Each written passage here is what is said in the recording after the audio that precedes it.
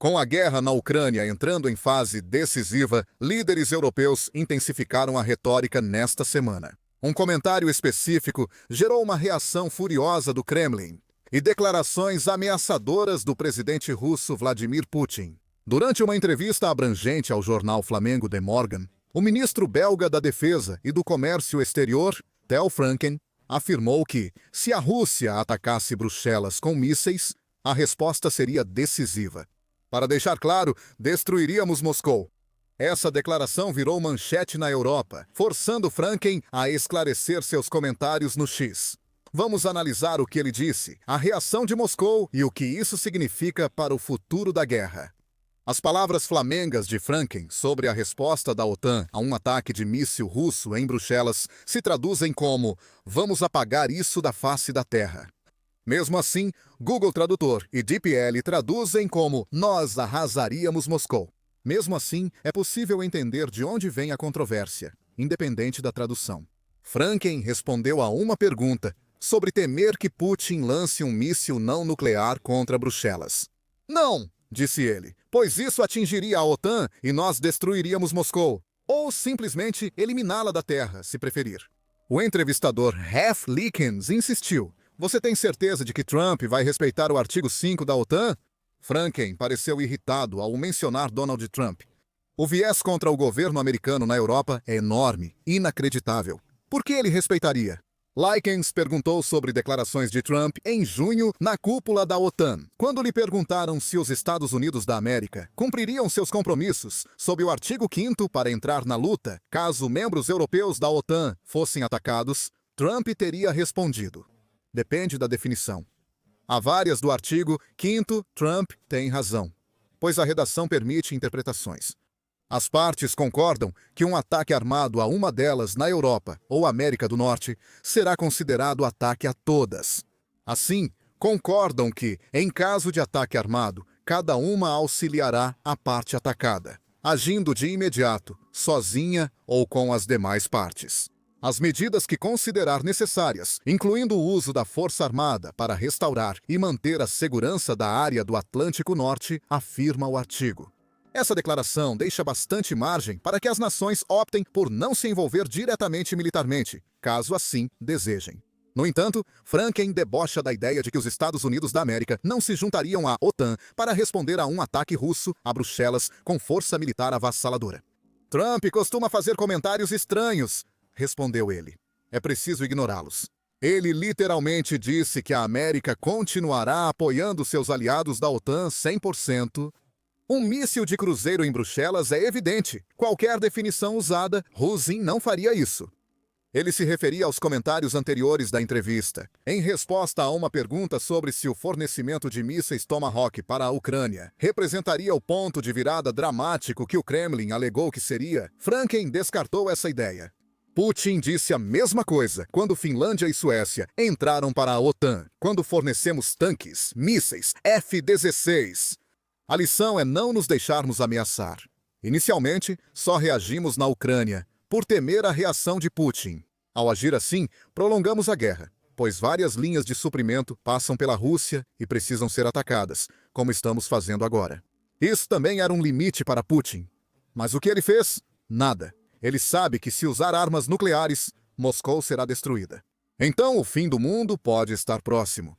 A Rússia realmente ameaçou escalar o conflito até usar armas nucleares em resposta às escaladas citadas por Franken. No entanto, a Rússia aumentou a aposta até certo ponto, após algumas dessas situações.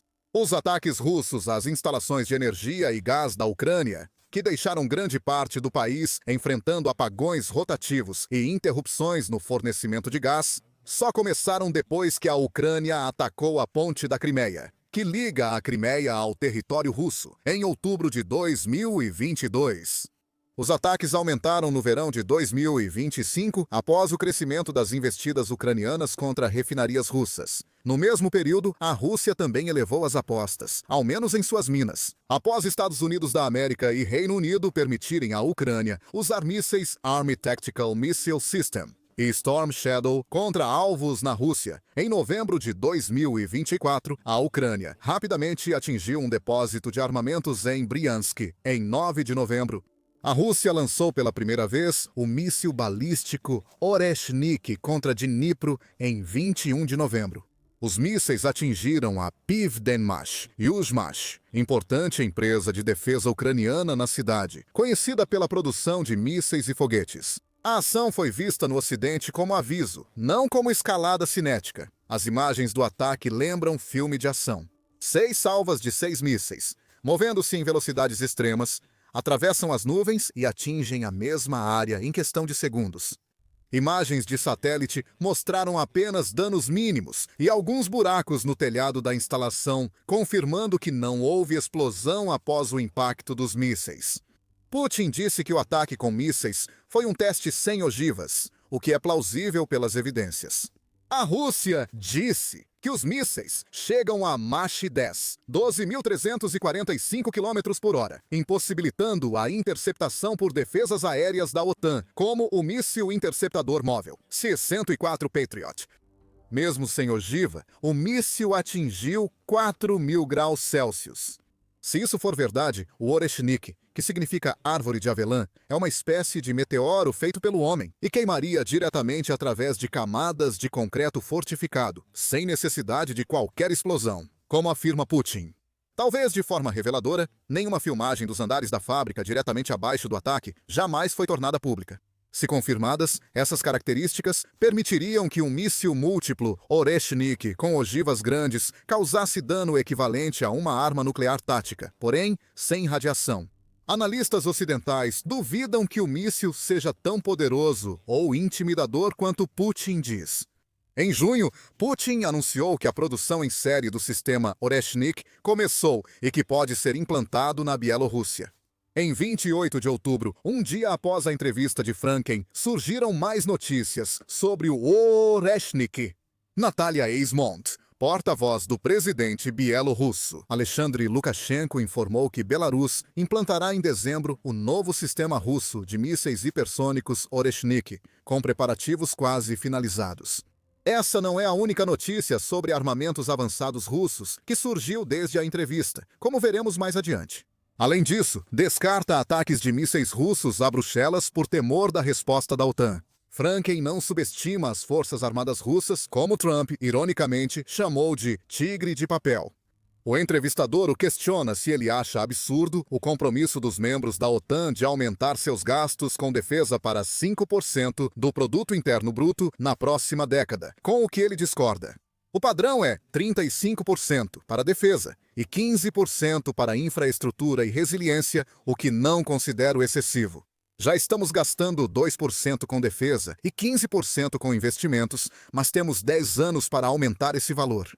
Considerando que a OTAN já tem superioridade numérica sobre a Rússia em termos de sistemas de armas, Franken perguntou: quanto mais a OTAN precisaria? Ele nega que a OTAN tenha essa vantagem. Não é verdade.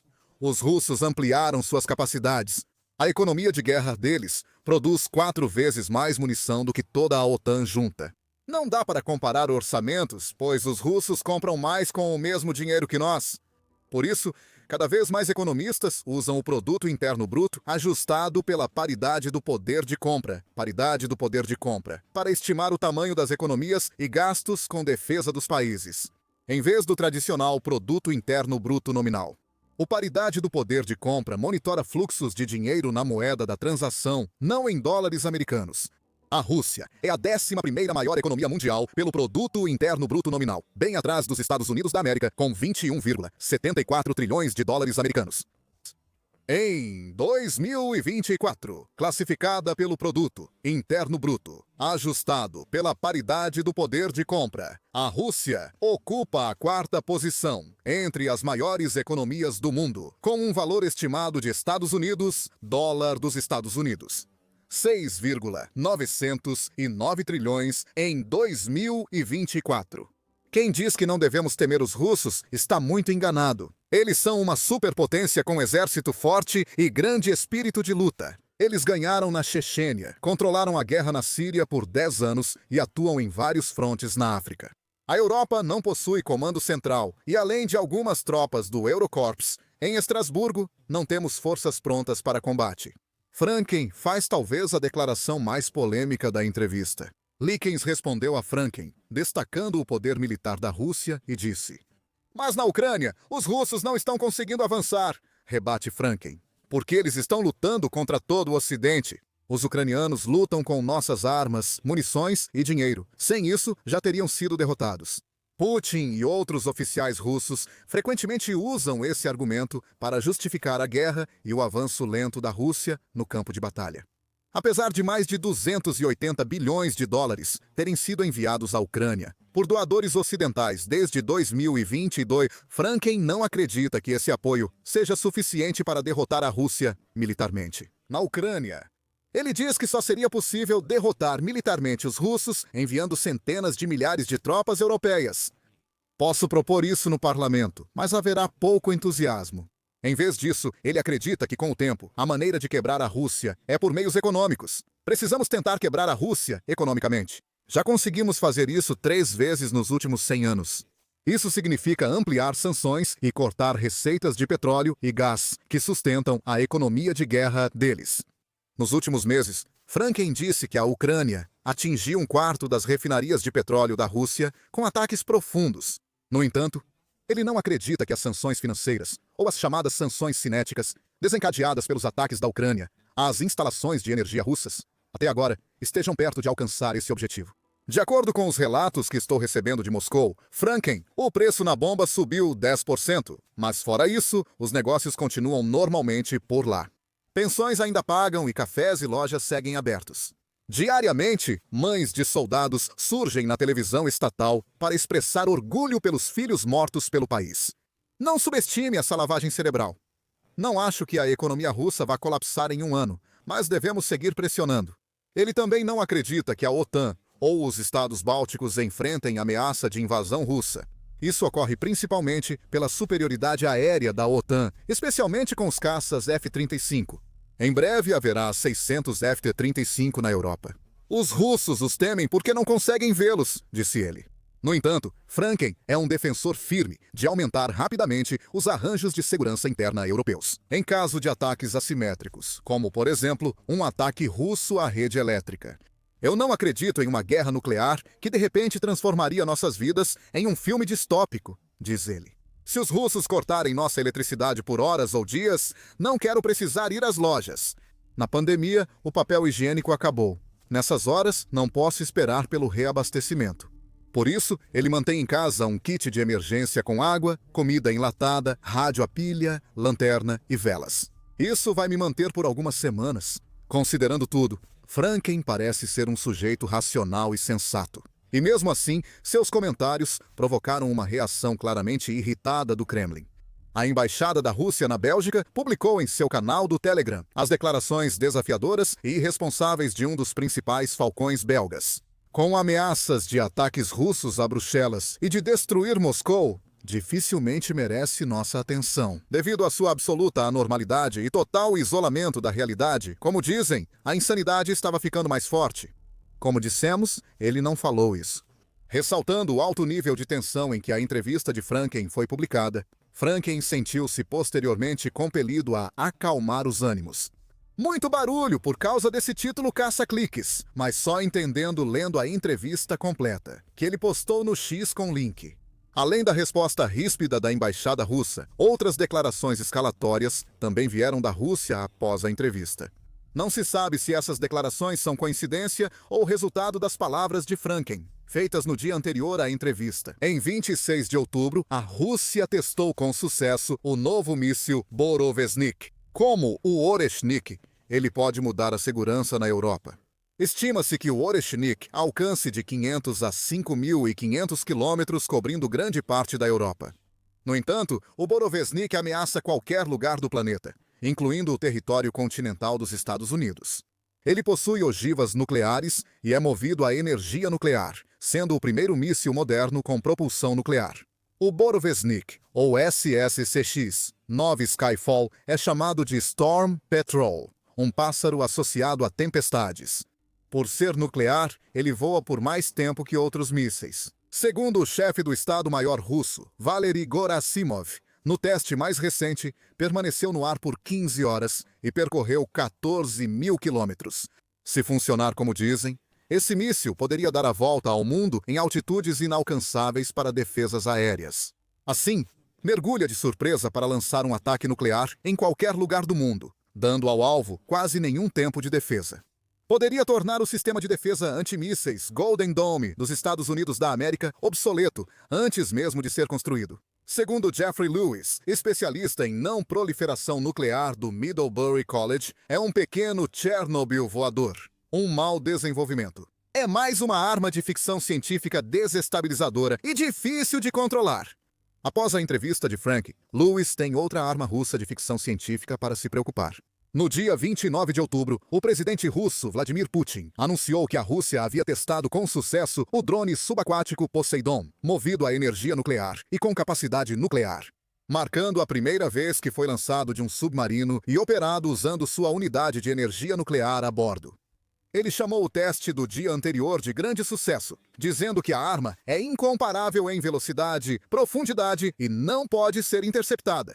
Não existe nada parecido no mundo. Em termos de velocidade e profundidade de movimento, não há nada comparável no mundo, e dificilmente aparecerá em breve. Putin afirmou que não há como interceptá-la. Diferente do Borovesnik, o teste do Poseidon não foi verificado independentemente, e muitos ocidentais logo desprezaram a história.